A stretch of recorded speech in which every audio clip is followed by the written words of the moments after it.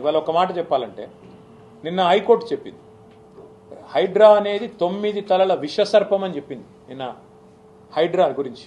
ఏది? రాష్ట్ర హైకోర్టు. ఇంతకంటే చెంపపెట్టు ముఖ్యమంత్రికి ఏముంటుందని నాకు అర్థంగా సిగ్గుండాలి. బడాబాబులను మాత్రం వదిలిపెట్టి గరీబోళ్ళ ఇండ్ల మీద పడి, బడాబాబులు అంటే ఎవరండి? రాష్ట్ర రెవెన్యూ మంత్రి పొంగులేటి శ్రీనివాసరెడ్డి ఇల్లు చెరువులో ఉంటుంది, దాన్ని హైడ్రా ముట్టదు. చికెన్ మసాలా రాష్ట్ర ముఖ్యమంత్రి గారి సోదరుడు ఇల్లు ఎఫ్టీఎల్లో ఉంటుంది, దాన్ని హైడ్రా ముట్టదు. రాష్ట్ర మంత్రులు వివేక్ గారు, శాసన మండలి చైర్మన్ సుఖేందర్ రెడ్డి గారు, రాష్ట్రంలో ఇంకా కీలక నేతలు చాలామంది బిల్డింగ్లన్నీ చెరువుల్లో ఉన్న శిఖాల్లో ఉన్న వాటిని మాత్రం హైడ్రా ముట్టదు. ఎవరిని ముడుతుంది హైడ్రా? బీద బిక్కి మధ్యతరగతి ప్రజలు.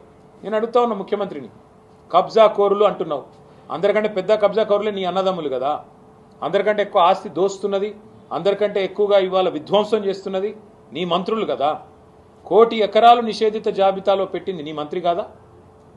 కేసీఆర్ గారు దిగిపోయినాడు, కేసీఆర్ ప్రభుత్వం దిగిపోయినాడు. రాష్ట్రంలో నిషేధిత భూముల సంఖ్య ఎంత అంటే, మొత్తం సైజు ఎంత అంటే 16 లక్షల ఎకరాలు. ఇవాళ అది 1 కోటి ఎకరాలకు చేరుకుంది. ఏ కారణం చేత పెడుతున్నారు 1 కోటి ఎకరాలు?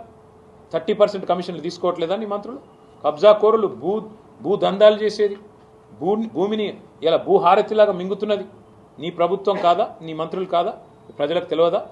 కాబట్టి హైడ్రా పేరిట నువ్వు సృష్టిస్తున్న అరాచకం, పేదవాళ్ళ ఇండ్లు కూలగొడుతూ, హైదరాబాద్లో ఒక ఇల్లు కట్టాడా 2 ఏళ్లలో, 2.5 ఏళ్లలో?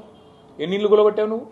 కొన్ని వేల ఇండ్లు హైదరాబాద్లో కూలగొట్టి, ఒక్క ఇల్లు కట్టకుండా, ఒక్క ఇటుక పెట్టకుండా విధ్వంసం సృష్టించి, రియల్ ఎస్టేట్ను కుప్పగూల్చి నువ్వు డబ్బులు చేసుకుంటున్నావు.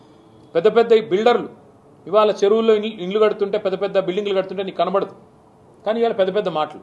అందుకే మేము అనేది హైడ్రా అనేది it has become a blackmailing extortion tool of Revanth Reddy. ఖచ్చితంగా అందుకే మా గవర్నమెంట్ వచ్చిన మొదటి రోజే నిన్న హైకోర్టు చెప్పిన విధంగా దాన్ని ఎత్తి బంగాళాఖాతంలో పాడేసే బాధ్యత మాది. కబ్జాలు తిరుపతి రెడ్డి కబ్జాను రిలీజ్ చేయమనండి. తిరుపతి రెడ్డి కబ్జాలో ఉన్న శిఖం భూమిని రిలీజ్ చేయమను.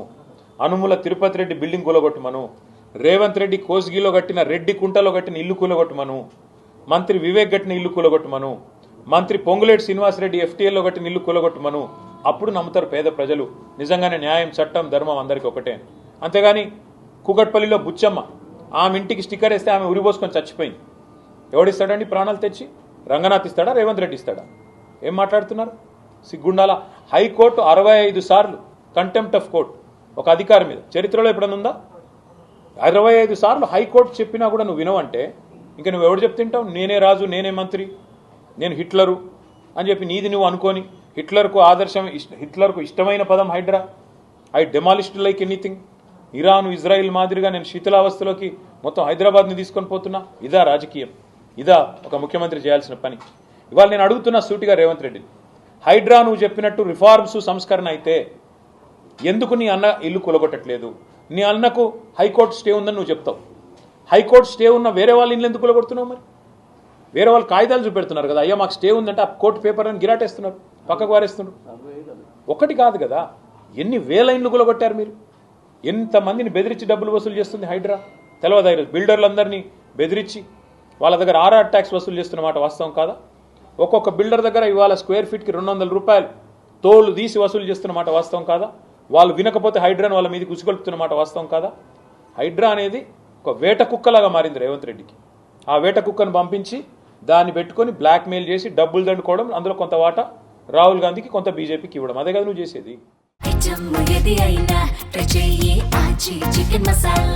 చికెన్ మసాలా